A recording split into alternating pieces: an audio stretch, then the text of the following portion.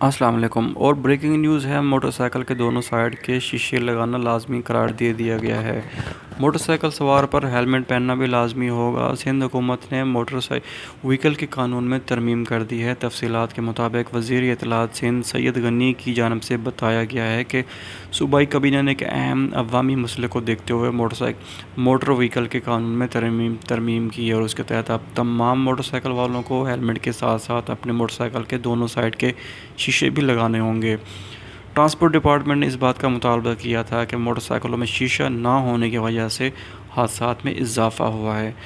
और नाज़रीन, देखते हैं कि जिस तरह गाड़ियों के साइड मिरर, जो गाड़ियों के शीशे जो होते हैं वो तोड़ के ले जाते हैं चोर और हीरोइनची वगैरह, और अब देखना ये है कि मोटरसाइकिल के शीशे जो हैं वो लगवाती रहेगी और चोरों चौके उसको ले जाते रहेंगे। देखते हैं कि इससे हादसात में कमी होती है या फिर अवाम पे सिर्फ बोझ पड़ता है। मज़ीद वीडियोज़ के लिए चैनल को सब्सक्राइब कर दें। बहुत शुक्रिया।